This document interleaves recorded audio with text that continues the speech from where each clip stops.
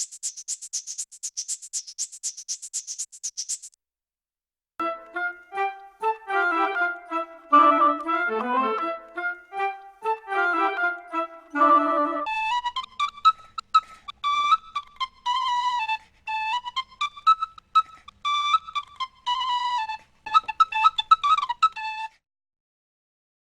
evening and welcome to this evening's program. This is part of the library series, Alexander Hamilton, the Man Who Made Modern America. Just a brief word from our sponsor, you might say. This evening's program and Mr. Hamilton's visits to a number of Missoula area schools these last couple of days has been sponsored by the Humanities Montana, they're called now, until recently known as the Montana Committee for the Humanities. And some of you are familiar with them, maybe a few of you aren't. They do a lot of wonderful things. They have a speakers bureau. Among other things, they sponsor the annual Montana Festival for the book that's here in Missoula in the fall of each year. And just a lot of support for the humanities. So next time you see your congressman or senator, you might thank them for what they do for programs like this in the state of Montana. It's just great. And the only thing I need to do now is introduce Mr. Harry Fritz, who will be introducing our very special guest this evening.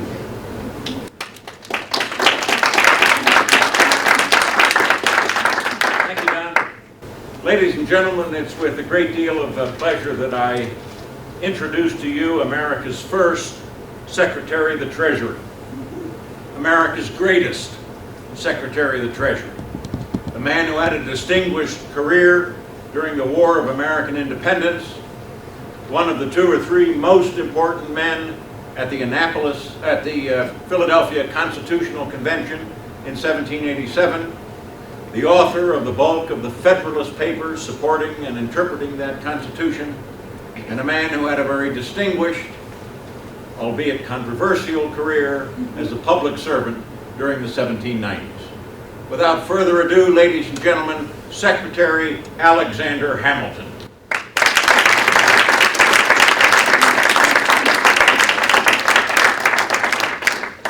Thank you, sir, for that introduction. My fellow countrymen, I want to thank you for inviting me to join you here tonight. This is a wondrous experience for me, not only because your world stands in such sharp contrast to my own, but also because in my own day, I never had occasion to venture this deep into the great American West. I crossed the Appalachian Mountains on only one occasion, and that was in 1794, when I accompanied an army of 13,000 militia into western Pennsylvania, there to crush the Whiskey Rebellion. Needless to say, the world that I lived in was very different from the one that you inhabit today. In my day, the United States was a small and rural agricultural nation with a population of 4 or 5 million people. The vast majority of Americans lived east of the Appalachian Mountains, most within 25 or 50 miles of the Atlantic Ocean. New York City, which was my home, was the second largest city in the Republic, and yet, as late as 1800, it boasted fewer than 60,000 souls. Our city was unpaved, it was unlit, it was undrained, and it was unhealthy. And like most of the great cities on the maritime frontier, it was periodically visited by the ravages of that dreadful malady, yellow fever. In fact, I myself contracted that disease in the summer of 1793 while residing in the nation's capital of Philadelphia. My very life was despaired of, but fortunately through the ministrations of my childhood friend, Dr. Edward Stevens, I recovered. In my day, one had to venture only a few miles beyond the Appalachian Mountains in order to encounter raw wilderness and wild Indians. And during most of my lifetime, the western boundary of the United States was fixed at the Mississippi River. It wasn't until 1803 that Mr. Jefferson's agents in Paris negotiated the Louisiana Purchase Treaty, which pushed our western boundary all the way to the crest of the Great Stony Mountains and thereby more than doubled the size of our young republic. Many of my fellow Federalists were opposed to the acquisition of Louisiana. They thought it would render the republic too large and unstable. I myself did not share their reservations. I welcomed the acquisition of Louisiana because I envisioned the growth of a great and powerful nation, one that would stretch from the Atlantic to the Pacific and perhaps even squint at South America. I also favored a strong central government with a vigorous executive branch, a government capable of bridling the lusts and passions of mankind at home, a government capable of protecting our rights and promoting our interest abroad. Toward that end, I favored a large peacetime defense establishment with an army, a navy, and a system of coastal fortifications, a stable and orderly system of public finance with a properly funded debt, internal as well as external taxes, and a national bank, and a broadly bottomed economy, one that rested not on agriculture alone, but on commerce and manufacturing as well. That was my vision for America, the vision I sought to realize. My first allegiance was not to my city, not to my county, not to my state, not to my section. It was always to the nation. I regarded myself not as a citizen of New York, but rather as a citizen of the United States. I never developed those powerful local allegiances that so many of my friends did. And that was probably in part because I was not born of this country. I was a product of the Caribbean, born on the British island of Nevis and reared on the Danish island of St. Croix. My childhood was not an easy one. My father, a Scottish merchant whose business went to wreck, left the family when I was 10 years old, and I never saw him again. 3 years later, when my mother died, I found myself virtually alone. Fortunately, I had friends in the islands who looked after my interest. The Reverend Mr. Knox, who saw to my education, and Mr. Nicholas Kruger, who owned the largest trading house on St. Croix and gave me a position as a clerk in his firm. Then in 1772, when I was 17 years old, my friends in the islands sent me to the mainland to further my education. I spent some months at a school in Elizabethtown, New Jersey, and then I matriculated in King's College in New York City. And even though I applied myself assiduously to my studies, I found that I was devoting more and more of my spare time to the great and growing controversy that then raged between the mother country and the colonies. After fighting erupted at Lexington and Concord in April of '75, I set about organizing an artillery company that was attached to the New York line. And thereafter I took part in most of the military campaigns in the Middle States. Evidently, I showed a modicum of talent for military organization and leadership because in early 1777, General Washington, who was commander-in-chief of all the Continental forces, invited me to join his official family as his aide-de-camp with the rank of lieutenant colonel. For a young man of 22, this was an exceptional opportunity. And I remember how excited I was to find myself at the very center of power in our roving headquarters in the field. And yet, very quickly that excitement wore off. I soon discovered that I had to spend long hours every day at a desk, drafting orders and composing letters. There was little time for recreation, so vital to a young man's well-being, and certainly no opportunity for that military honor and glory that I had longed for ever since my youthful days in the Caribbean. Accordingly, in early 1781, after 4 years of service on General Washington's staff, I used a petty quarrel as a pretext to resign so that I might return to the field. That fall, I took part in the siege of Yorktown, which proved to be the last great military operation of the American Revolution. 2 years later, in 1783, the terms of the Peace of Paris were proclaimed throughout the land. As you can well imagine, there was much rejoicing, for after 8 difficult years, we had finally vindicated our independence. Few of us at the time realized that greater dangers and greater perils lay before us. The central problem we faced in the 1780s was how to bind 13 states who jealously guarded their rights and privileges into one strong and enduring union. That was no easy task. Our first Constitution, the Articles of Confederation, which was in force from 1781 to 1789, was wholly unsuited to that task. The Confederation government had no executive branch to enforce the laws and no judicial branch to interpret the laws. All it had was a legislative branch that was charged with making the laws. And that legislative branch consisted of one chamber, with each state casting one vote on all matters that came before the body. That meant that tiny Rhode Island or Delaware, with less than 2% of the population, carried the same weight as Virginia, which accounted for almost 20%. The system was fundamentally flawed, and it was profoundly undemocratic. The Confederation government also lacked essential powers. It had no power to regulate commerce, no power to impose taxes, indeed, very little power to act upon individuals.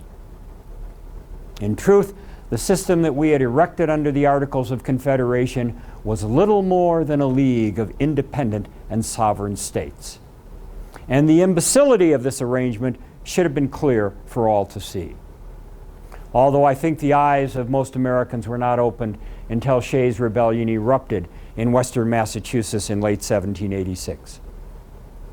Shays' followers threatened the United States arsenal at Springfield, and the Confederation government was so weak and so feeble it could not even raise a military force to protect its own property.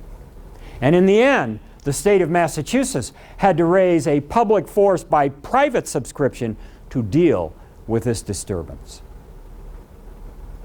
Shays' Rebellion spread alarm through the entire nation. Many of us wondered if we were at the dawn of a new era. Not an era characterized by peace and prosperity and the triumph of Republican institutions, but an era characterized by anarchy and bloodshed and the triumph of mob rule. Indeed, such was the mood of the American people in the wake of Shays' Rebellion that when I proposed the convention to revise the Articles of Confederation, that proposal met with a favorable response. And that, my friends, was the genesis of the Philadelphia Constitutional Convention, which met in the summer of 1787. I was one of 55 delegates to attend that convention.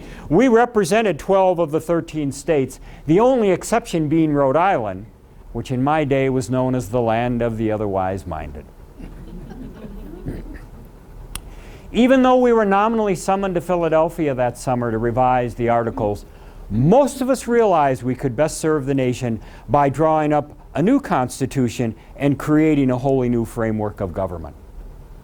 I outlined my own plan in a 5-hour address delivered on June 18th. Here this evening, I will only regale you with the highlights of that address. I called for a strong and high-toned central government in which the president and senators would serve for life. I also argued that the president must have an absolute veto over all bills emanating from the national legislature. I also insisted that the president have the authority to appoint all the state governors, who in turn must have an absolute veto over all bills emanating from the state legislatures. Indeed, throughout the 1770s and 1780s, the states were such a source of mischief and trouble, frequently pulling in 13 different directions and undermining great national purposes, that if I had had my way, I would have abolished those jurisdictions altogether. But that, of course, was impossible. The Constitution that emerged from our deliberations that fall in 1787 bore very little resemblance to my plan of government.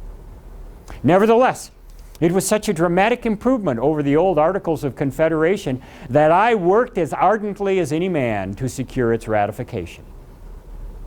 I wrote the bulk of the Federalist, that series of essays that appeared in the press, designed to explain the new Constitution and foster support for ratification. I also attended the New York Ratifying Convention, where I worked night and day to turn a large and hostile majority around on the issue of ratification. In the end, of course, I prevailed. By the summer of 1788, 11 states, including New York, had ratified the Constitution, and that meant we were now in a position to contemplate our first national elections. Those were held in the ensuing winter, and then in the spring of 1789, the first Congress met, and General Washington was installed in the presidency. And with this, our new government was thus fairly launched. Some months later, when Congress authorized the creation of executive departments, the president again invited me to join his official family, this time as his Secretary of the Treasury. This was an opportunity that I eagerly embraced because our public finances were in a deplorable state. And it seemed to me if our new government was to have any chance at all of surviving, let alone prospering, we had to put our financial house in order. Consequently, in the course of the early 1790s, I submitted a series of reports to Congress outlining my plans for reform. I insisted that the new national government assume responsibility not only for the debts it had incurred in the American Revolution, but also for those debts run up by the states. The nominal value of these two classes of indebtedness was $74 million. And even though many of these certificates could have been purchased for as little as 15 cents on the dollar in the 1780s, I insisted that the new government fund the entire sum at full face value, 100 cents on the dollar. To repudiate even a small portion of the debt would undermine the creditworthiness of the United States government and make it difficult, nay, impossible, to borrow money in future crises. I also called for a broad range of taxes, not simply external taxes on shipping and trade. Those were already in place when I took office, and those proved to be the principal source of revenue for our new government. But to supplement that source of revenue, I insisted we needed a range of internal or excise taxes on certain items manufactured in the United States, most notably distilled spirits. That was the genesis of the so-called whiskey tax, which precipitated the trouble in western Pennsylvania in '94. I also called for a national bank. Such an institution, if properly authorized by Congress and sufficiently capitalized, would, I believe, provide a safe depository for government funds and a convenient source for short-term government loans in anticipation of tax revenue. It was also my anticipation that the notes of the bank would serve as a kind of national currency, at least in our larger cities.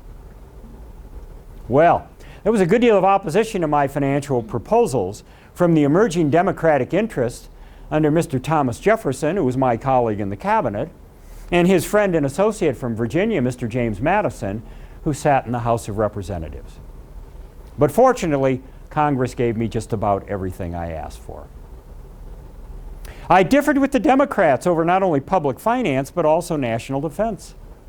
I think if Mr. Jefferson and Mr. Madison had had their way, we would have relied primarily for our defense on militia and privateers, at least at the outset of any war. Like other Federalists, I considered that a policy fraught with danger. Indeed, we lived in a very dangerous world in the 1790s, and we thus subscribed to the old Roman doctrine, ad bellum pace parati. To ensure peace, prepare for war.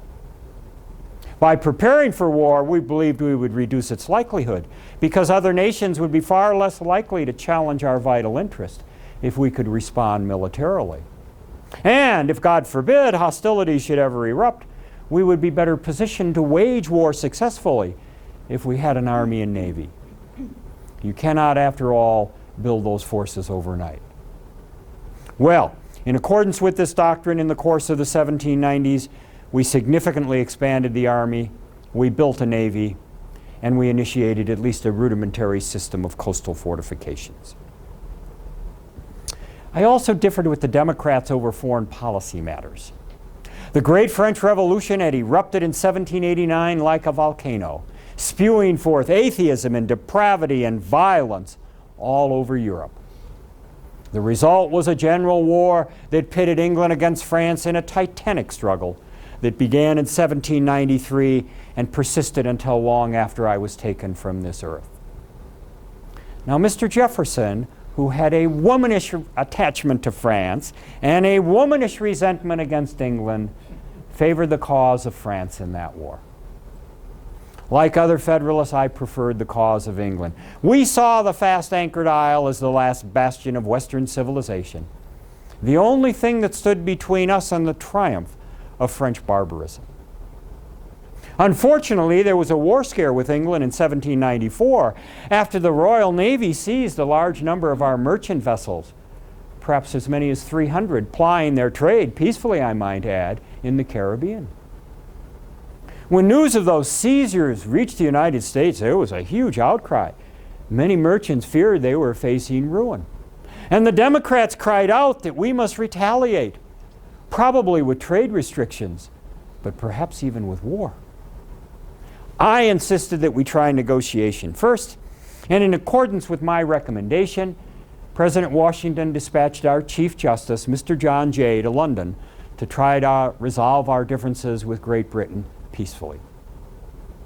The result of those deliberations was the treaty that bears Mr. Jay's name, and it was a very fine treaty indeed. Not only did it dissipate the war clouds by resolving most of the differences between the two nations, but no less important, it ushered in an era of Anglo-American accord, which allowed American trade and thus the entire American economy to flourish for the balance of the decade and even beyond.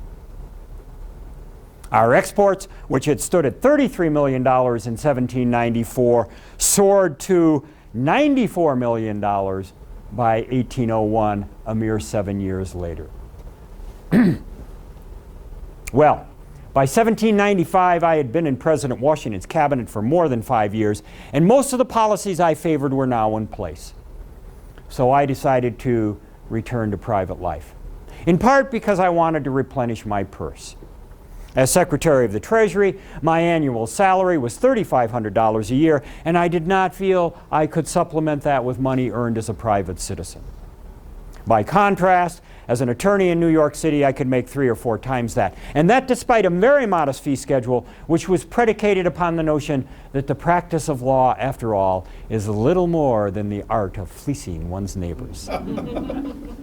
Oh, I continued to retain my interest in public affairs and to advise President Washington on matters of state, most notably his farewell address. I also gave counsel to the cabinet of his successor, Mr. John Adams of Massachusetts. And then during our halfway war with France in the late 1790s, I served as Inspector General of our expanded army. It was during that conflict that I became thoroughly dissatisfied with Mr. Adams' leadership as our president. And therefore, in 1800, I endorsed the candidacy of another Federalist, Mr. Charles Cotesworth Pinckney of South Carolina. Unfortunately, the 2 Democratic candidates that year, Mr. Jefferson and Colonel Aaron Burr of New York, garnered a larger share of the votes in the Electoral College. But because those 2 men each received exactly the same number of votes, the election that year was thrust into the House of Representatives, with each state casting 1 vote. Now, as you well know, I was no friend of Mr. Jefferson. I regarded him as a weak and intriguing individual, ill-suited to hold the highest office in the land, a kind of intellectual voluptuary who was better off pursuing his scientific pursuits. Nevertheless, I urged my friends in the House to vote for him because I considered Colonel Burr to be a man without any principles and therefore one who posed a much graver danger to our fragile republic. That was in 1801. Fortunately, Mr. Jefferson prevailed, although it took some 36 ballots in the House.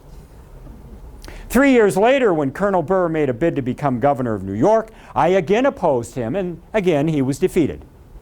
And this time he challenged me to a duel, claiming that I had maligned his character. I was against dueling for a whole host of reasons. I regarded it as a ferocious and barbarous practice, unbecoming of civilized man in a civilized society. Nevertheless, I felt duty-bound to meet Colonel Burr on the field of honor. And thus, in the early morning hours of July 11th, 1804, the 2 of us, with our seconds, crossed the Hudson River in our respective boats to the heights of Weehawken on the Jersey side, there to conduct our interview of honor. We took our marks about 10 paces, perhaps 25 feet apart. We offered a profile to minimize the target. One of the seconds asked if we were ready. We indicated we were. And then he gave the command, "Present," which was our signal to fire at will. When that command was given, I discharged my pistol into the air. Because as much as I despised Colonel Burr for his lack of principles, I bore him no personal animosity and had no desire to harm him. so I threw my fire away. Colonel Burr, however, took deadly aim, and his musket ball found its mark. It passed through my side, penetrated my liver, and lodged deep in my spine. It was an exceptionally painful wound, and it was a mortal wound as well. 30 hours later, I was translated to the great beyond. I died in debt, not because I was incapable of making money, but rather because I had spent the better part of my adult life in public service seeking to realize my vision for America. A vision that called for a great and powerful nation with a strong central government and a vigorous executive branch. A vision that called for a large peacetime defense establishment, a stable and orderly system of public finance, and a broadly bottomed economy. I confess that in my own day I was very pessimistic about the prospects for realizing that vision. It seemed to me our Constitution offered a very frail foundation upon which to erect a great nation or empire. And yet, as I look around me today, I see a good deal of evidence to suggest that that vision has been realized. And I find that very gratifying indeed. Nevertheless, there are conditions today that deeply disturb me. First and foremost, the quality of men you elect to your national legislature. Many are what I would call local men. They keep their ear close to the ground. They do as they imagine their constituents would have them do. They care not for great national purposes, and as a result, the public weal suffers.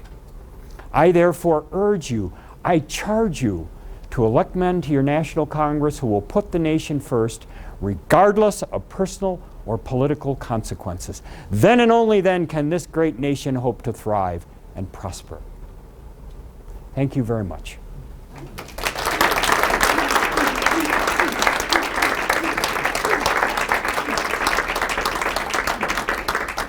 And now, my friends, it will be my pleasure to entertain any questions you have about my life, my times, the policies I favored, or the people I knew. Yes, sir. No one can doubt your genius as Secretary of State, or Treasury, I'm sorry. But your concept of the government, the Constitutional Convention, of a strong executive, elected for life, and with ultimate veto power, sounds more like the king rather than the president. Well, I did concede that I felt the British had worked out the best plan of government. Theirs would not work here in the United States.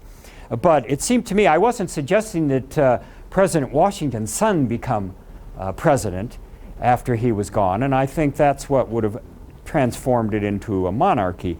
It seemed to me we needed to take advantage of the experience that would accrue to our president if he were in office for a long period of time, rather than constantly changing those who served in this office. Now, I will concede that when Mr. Adams became president, I had second thoughts about life tenure for the president. But understand the context of the time. We lived at a time when we had a very weak central government, very powerful states that were tearing the republic apart, and I was trying to do everything I could to prop up a new central government that could effectively bind the 13 states into a strong and enduring union. It's probably difficult for you to understand that because your states have become so attenuated in the last decades or centuries. Yes, sir. So, with your background as a child and then early life, where did you get this vision? Where was my vision for America forged? Well, I read voraciously as a child. Most of us in my day were self-educated. I saw a fair amount of a different part of the world, the Caribbean. And then when I came to America, came to the mainland, I took part in the American Revolution, and it was, I think, really during that conflict that my vision was ultimately forged. I could see what we needed to do, at least what I thought we needed to do to make a great nation, and I set about trying to accomplish that. Was your vision closely held, or? No, it was no secret. In fact, if anything, I was too candid. My enemies after the Philadelphia Convention, until the very end of my life, accused me of being a monarchist.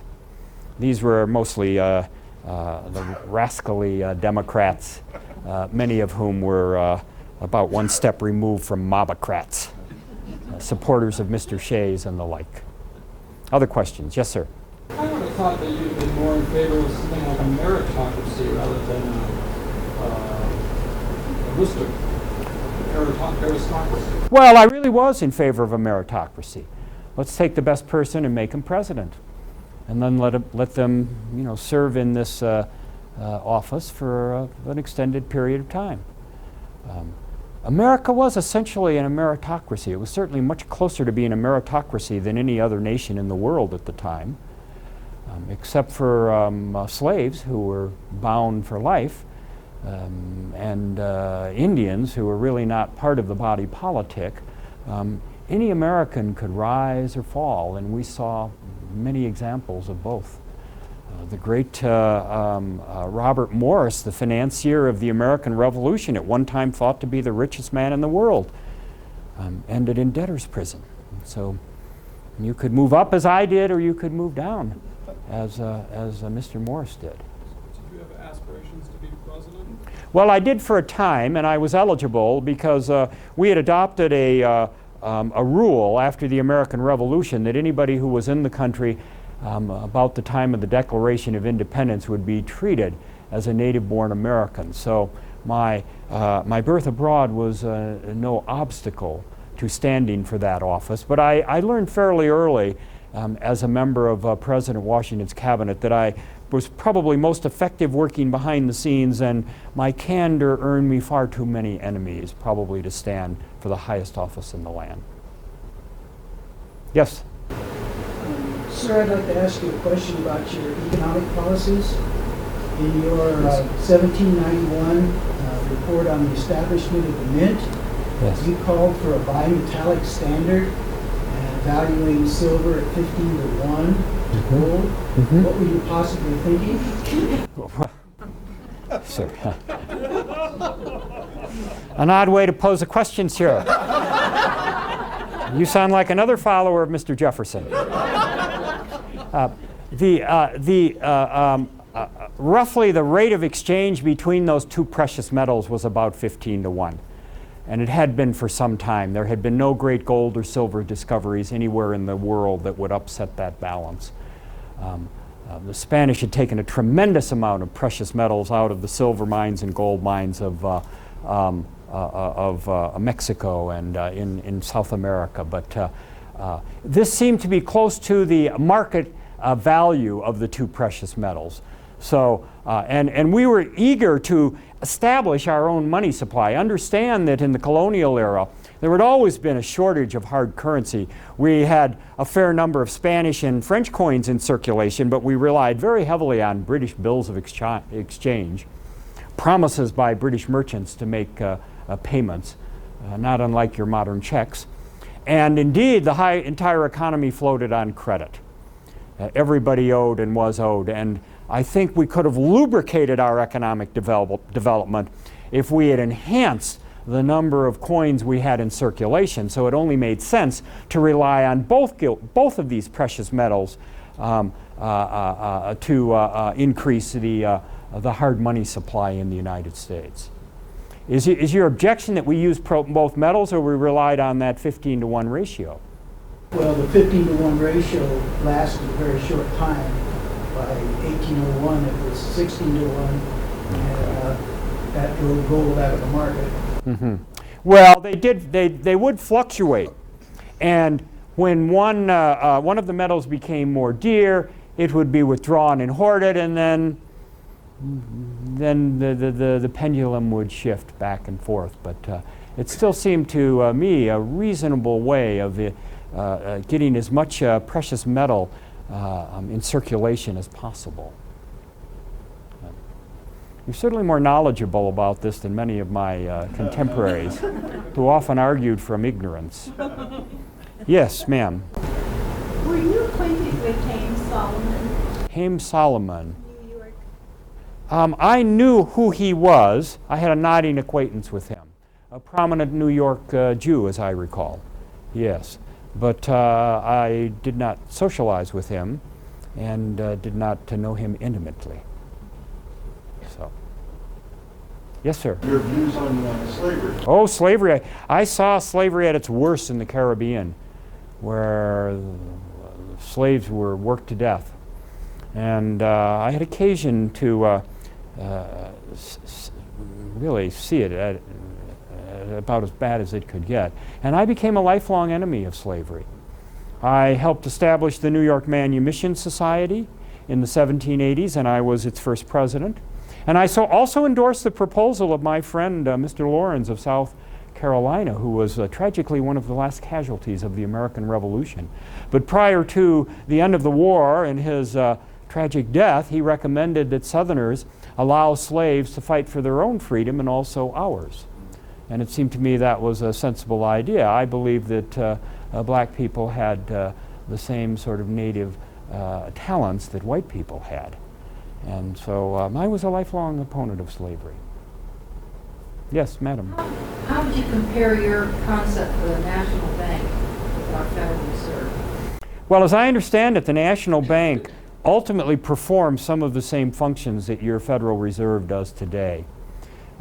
We were just beginning to establish a large number of state-chartered banks. And the state banks, in those days, banks issued their own currency, their own notes. And the tendency of these state banks was to overissue, to put too many notes in circulation. But as long as the National Bank was in place, it would gather these notes in the course of business and present them for redemption. And that had a tendency to keep the state banks honest. So I think in a very real sense, the National Bank helped regulate the amount of fiat money that was in circulation in the 1790s and thereafter. Yes? What could you actually been thinking when you're allowed bird to kill you when you know he dislikes you so bad that you shot that pistol in the air? Well, why did I let Burr kill me? That's the question. Sir, duels were commonplace in my day, and many was the time that fire was exchanged with our inaccurate pistols. Honor would be satisfied, and both men would walk away satisfied. Now, It was not honorable. I beg your pardon? Burr was not honorable. Well, that may well be, but I felt duty-bound to uphold my own honor. If I was to be useful to my family and friends, I needed to defend my own honor, and that meant I had to appear at that interview. I hoped for the best but planned for the worst. The night before, I wrote my last will and testament, and I'm sure Colonel Burr did as well. Any prudent man would. But my decision was to throw my fire away. Colonel Burr made a different decision, and that's the way things sometimes happened. Yes, madam. You've talked about your relationships with Mr. Jefferson, Adams, and Madison, but you really haven't said very much about your friendship with the president. Would you talk about that for a moment? Well, President Washington was an ageist very essential to me. I could not have achieved much of what I achieved as a member of his cabinet without the great man in place. He was very highly regarded by most Americans until the Democrats became disillusioned with him. At least some of their journalists did, and they started attacking him. But he was a very important figure in the establishment of our young republic, and I found him very useful, and we in general worked reasonably well together. So, yes? Your son died from a duel, and your wife lived to be 97. Yes. One of the great tragedy of my life was in November of 1801 when my firstborn, Philip, who was about 19 years old, took part in a duel with George Eaker and received a fatal wound at the very same site where I held my duel with Colonel Burr. Now, I am told that my wife outlived me by a half-century, lived until 1854 and defended my reputation to the end. She was a very fine and loyal woman, a member of one of the great families of New York, the Schuyler family. She bore me 8 children, the last of whom was born after the death of Philip, and we named the 8th child Philip to honor the memory of our firstborn. But that was Philip. The first Philip was the apple of my eye, and I never got over that loss. Yes? It's obvious to me that you were one of the most intelligent people in the nation in your time. A great family man, certainly.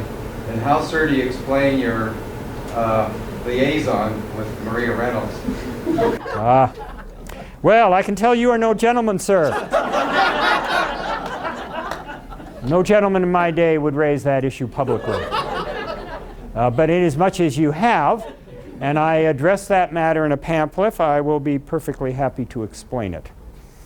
In 1791, I was in my office in Philadelphia, and a comely young woman from New York showed up on my doorstep, loud as how she'd been abandoned by her rascally husband, and that she understood that not only was I a fellow New Yorker, but I had a reputation for benevolence, and therefore would I be willing to provide her with money to help her get back to New York City. I indicated that I was, but I had no money with me, and so we made arrangements to meet at her apartments later that day. And when I got to her apartments and I gave her the money, it soon became clear that other than pecuniary compensation and consolation would be in order here. And I found myself in this relationship with this woman, which it was very difficult for me to withdraw from. And about 6 months later, her rascally husband showed up at my door and announced that I had destroyed his honor by carrying on with his wife, but that if I would pay him a certain sum of money, I could continue to provide her with consolation. The initial sum was $1,000, and thereafter I gave him smaller amounts, $50 or $100 on occasion. Well, this matter passed, and my enemies got a hold of my correspondence with the Reynoldses and concluded that the discussion of money was a cover for some kind of illegal treasury speculation. And I felt in order to protect my public honor as Secretary of the Treasury, I had to sacrifice my private honor in this case, and I therefore wrote a pamphlet airing the details of this unfortunate liaison. Other questions? Yes? Well, would you say that your difficulties with John Adams might be go back to perhaps jealousy of his career and leadership before the revolution, plus the fact that as president you could not control him, and he thwarted your efforts to become an American Caesar in charge of an American army while fomenting an unnecessary war with France? You claim too much, sir. Let me first point out that Mr. Jefferson feuded with all the great men in my era, with Mr. Franklin, with General Washington, Mr. Jefferson, Mr. Madison, and with me. Now, I'll allow our mutual friends here to draw their own conclusion when you feud with everybody who is likely to be right, you or everybody else. Mr. Adams conceded that he himself had a fatal character flaw, and that was his vanity. His fear that someone somewhere was getting credit that he deserved. And I think that was the source of his many feuds. I had not a jealous bone in my body. We worked for a common cause during the era of the American Revolution, and I was delighted with his many and signal contributions. But he was a very difficult man to get along with personally, and I think others had trouble with him as well. And we had our policy differences, and I think they were rooted in his personal jealousy of me. That he would spend long months as president at his home in Braintree, Massachusetts. And what did his cabinet do in Philadelphia? Well, they started asking me for advice because he was not providing any leadership. When he learned of that, he was furious. But of course, the problem was his own because he had not provided adequate leadership for his own cabinet. So he was not a very effective leader, and I think that helps explain why he was our first president to serve but one term. Other questions? Yes, ma'am. Obviously, you needed money most of the time in order to try to run this new country. So what kind of a system did you put in for collection? Did you copy from somebody, or did you decide on your own ideas? How did we secure money to finance government operations? Well, much of what I proposed was modeled after the British pattern. The British had developed a very effective system of public finance. The Bank of England, after which our own national bank was modeled, was an integral part. And it was the marvel of Europe that Great Britain could finance her many wars with France without going bankrupt, whereas France moved ever closer to bankruptcy, and ultimately that contributed to the French Revolution. The key was to give the government authority to impose taxes. And that's what we did in the Constitution. And then even before I took office, Congress adopted the necessary legislation that imposed duties, number one, on goods imported into the United States. They range typically from 5 to 15%. And number two, on ships trading in American ports, the tonnage duty, typically 50 cents per ton of shipping. That proved to be the principal source of revenue that was collected on ships and on goods that came into port. It was a very easy tax to collect because the great ships that had conducted significant trade needed a major port to operate in, and so it was very difficult for them to escape detection and to pay these taxes. So that was the system we put in place, and my plan was simply to supplement those external taxes with a range of internal taxes, simply so that not all of the revenue of the United States government would be subject to the vicissitudes of trade, that we would have another source of revenue that wouldn't rise and fall with our trade and with international crises that might threaten our trade. Okay? All right. With that, I think we can move into the final phase of our program here tonight. Let me introduce myself. My name is Don Hickey. I'm a professor of history at Wayne State College in Nebraska, and all we've really done here is had a little history lecture in a kind of a different guise. And I could have come here, I suppose, and given you a conventional lecture, and we'd all be nodding off by about now, I think, probably myself included. So this is just an alternative way of presenting material about history. And in order to do the thing, to be true to the record as a scholar, in developing my monologue for Alexander Hamilton, I felt I had to present his views as he would present them. And I had to answer your questions not as I might want to answer them, but rather as I imagined he might answer them. But I always like to move into this third phase of the program when I come out of character and can talk as a scholar. We can revisit some of these issues or talk about other issues, and we're not bound by what Hamilton may have thought or said. Nor are we bound by the language of the 18th century. That's really the hardest part of doing a character like that. You cannot use 20th century language. You have to try to, insofar as you can, be true to the language of the 18th or the early 19th century. But in this final phase of the program, I'd like to invite you to ask any questions you might have of me as a scholar. Nobody cares about that. Love to talk to Hamilton, but okay. I was curious as to what the kids might have asked as you went around to the various schools that might have been struck by their questions. The kids were very well prepped.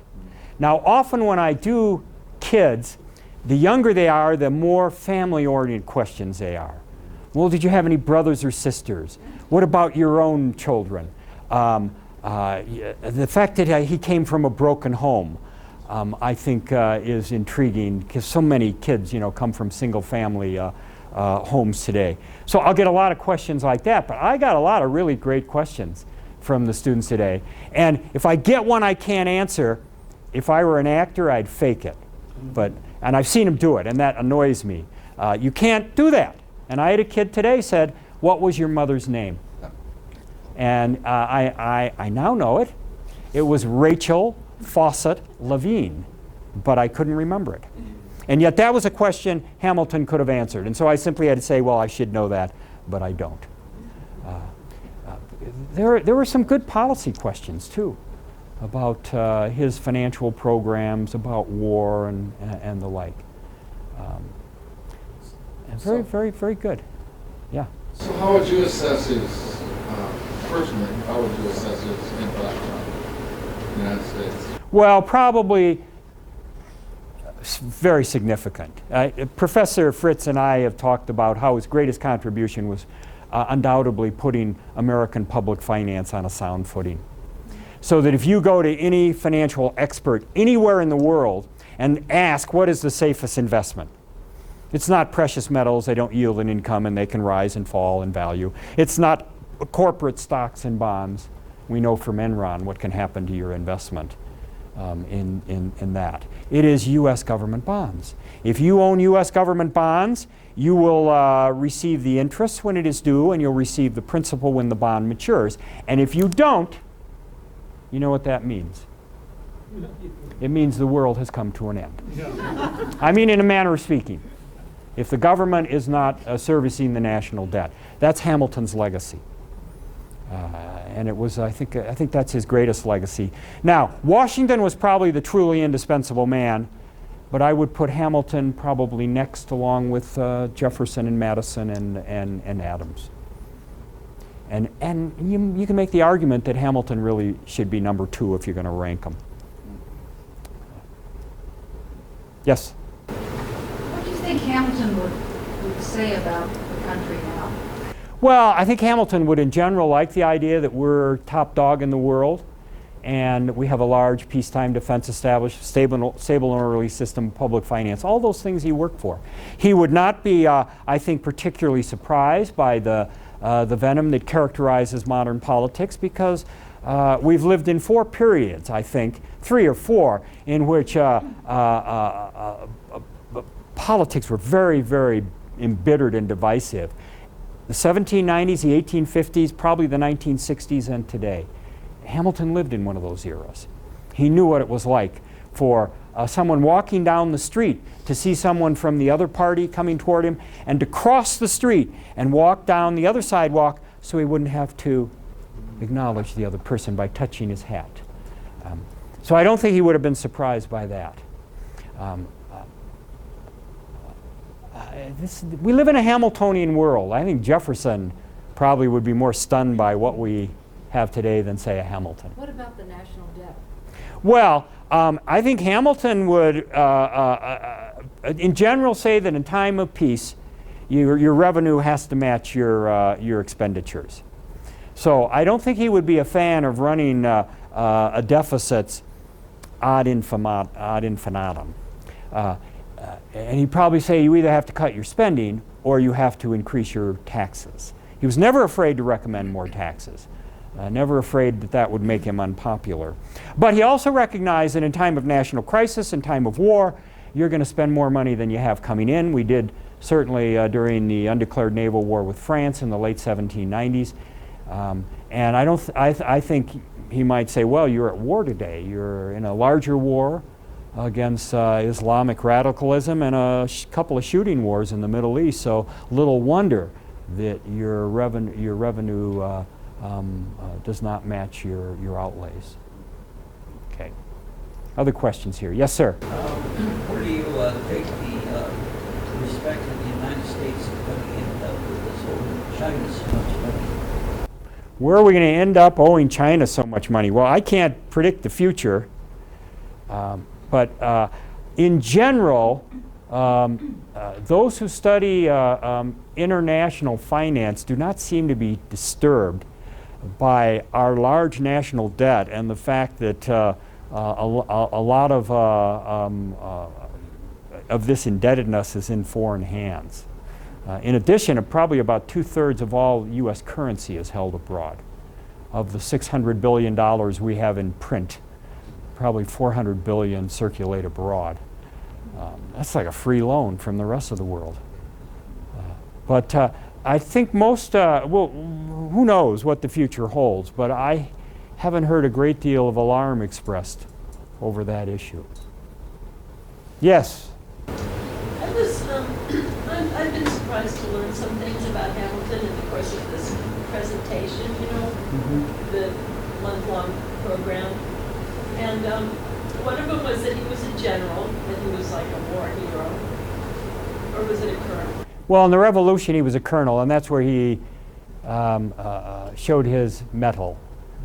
And also that he was this important to what the United States is today. I mean, I really didn't know that. So given all those things, how come he's not more prominent in our national psyche? Well, I think he lacked, say, Jefferson, or for that matter, Lincoln's talent for turning a phrase. He was a pretty decent writer, but he loved prolix phraseology. I mean, you can see the beginning of the sentence and then a lot of subordinate clauses in the end. He's not very quotable. Unlike Jefferson or Lincoln, who were very quotable. And I think Jefferson spoke to the spirit of the American people in many ways. And we love Jefferson because of all the contradictions. Freedom and slavery, strict construction, the Louisiana Purchase, a man who shunned high office but ended up serving 2 terms as president. Hamilton's an open book. We know what he believed, what he stood for. And that just doesn't captivate our imagination the same way. So I suspect that's part of the reason that we're not as interested in him. I have on occasion appeared on a stage with someone portraying Jefferson. And Jefferson is now an eclipse. You know, these things move over time. Jefferson's on the wrong side of the great issue that trumps all others today, and that is the issue of race. Hamilton's on the right side of that. So Jefferson's reputation, I think, is going down, and Hamilton's is going up. But I've been on the stage with someone portraying Jefferson in a setting like this, and when we took questions as characters, Hamilton got not a single question. They didn't care.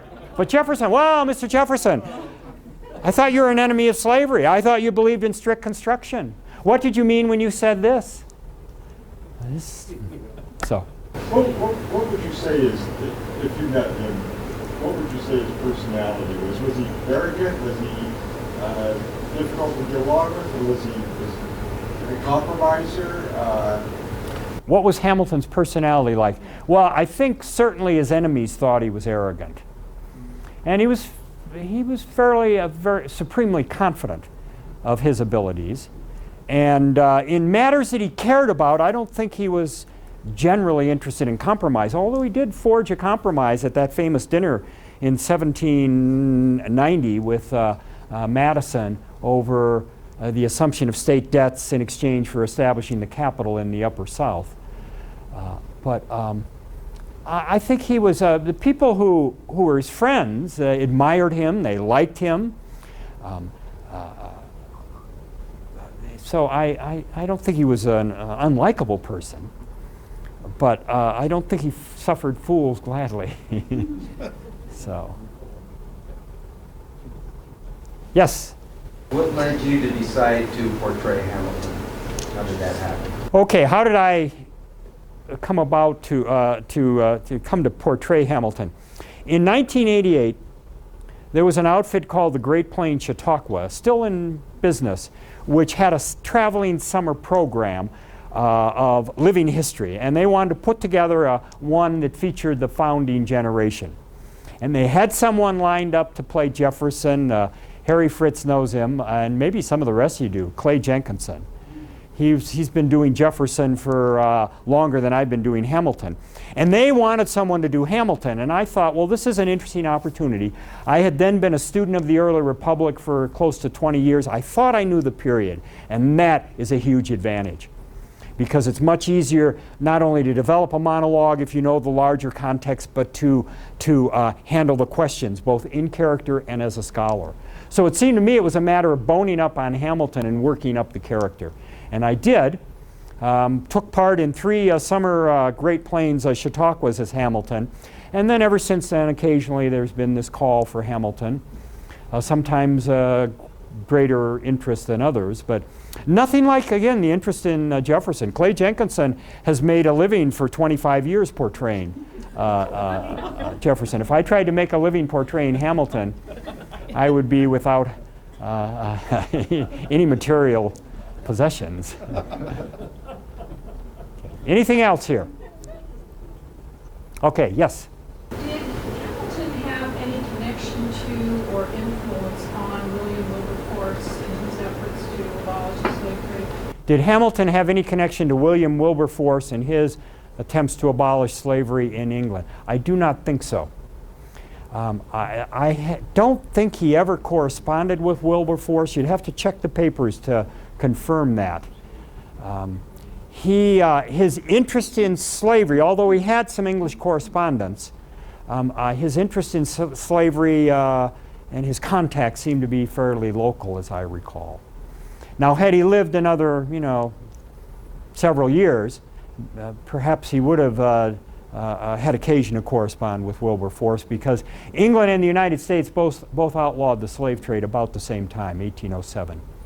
Although the British abolished slavery in the West Indies, not throughout the British Empire, but in the West Indies in 1833, which was well ahead of our Civil War. All right, yes, sir.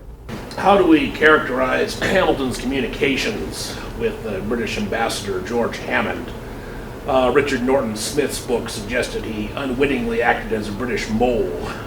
Well, though, as I understand it, Hamilton, the cabinet knew he was conducting these kind of off-the-record discussions with the British minister to keep him informed of what was going on. And you have to understand, one of the biggest problems with assessing what these guys, whether what these guys were doing was right or wrong or proper, is that they hadn't yet worked out a system. That, look, they sent our Chief Justice John Jay to negotiate the British treaty.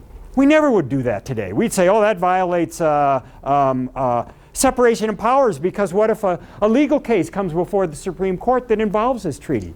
But they hadn't worked all that out yet. And they chose Jay simply because he had been the point man in the negotiations at the end of the American Revolution. And he seemed like someone who'd done it before. He was a good candidate. So I would urge you to be cautious about judging some of these things. And in that particular case, I believe the cabinet knew that he was conducting these discussions with Hammond and then later Liston, as I recall. Now, I wouldn't swear to that, but that's my impression. Harry, do you know? Not for sure. Context is very important here. Yes? Do you think Hamilton read Adam Smith's Wealth of Nations? Did he read The Wealth of Nations? Yes, I believe he did. He was very well read in some of sort of the international students of what they sometimes call political economy. One of the most influential was a guy named Postlethwaite, who was, I think, a British writer. And I know Hamilton got a lot of his ideas from him. He read Adam Smith's Wealth of Nations. He read Necker, the French writer. He was a voracious reader, and I think as he developed an interest in public finance in the 1780s, he made it his business to read a number of these European writers on the subject. So, I think he quotes from Adam Smith in his report on manufactures and maybe some of his other reports as well. Yes? Do you have any thoughts about what would have happened if Burr would have missed? Well, what would happen if Burr had missed? Hamilton was 49 years old, and conventional wisdom was he was at the end of his effective public career, and my mentor even, I thought somewhat uncharitably, said, oh, Burr did Hamilton a favor. But I said, geez, that's a little bit cold. And I think he was being facetious. But conventional wisdom is that he was certainly at the end of his effective public life. And I think that's probably true. I think if he had survived the duel, he would have continued to practice law in New York City. There were a few Federalists who had sort of second public lives later on. Timothy Pickering was one. And there were others, but I just don't think he would have been one. He might have given counsel to other Federalists, but I doubt he would have held any high office. I just think he would have been a very prominent former public official practicing law in New York City. And he probably had the largest law practice in the United States at the time of his death. And those who saw him in the courtroom said he was the best lawyer in the world. He was one of those guys, he was very talented, and everything he tried, he seemed to do pretty well. Great soldier, great administrator, great financier, great lawyer. Those who saw him practice said he would look at some treatises, look at the facts, and then walk in and from a few notes, spin an argument that just carried all before it. So I think he would probably be remembered now as a much greater lawyer than we remember him being, although he was a good one. Think he would have gone to the Supreme Court? I doubt he would have gone to the Supreme Court. I'm not sure if that would have suited him temperamentally. And with Jeffersonian Republicans in office for the next 24 years after 1801, I doubt he would have. And I can't see him operating in a smaller theater like a state Supreme Court. I don't even think he would have been interested in serving on the U.S. Supreme Court.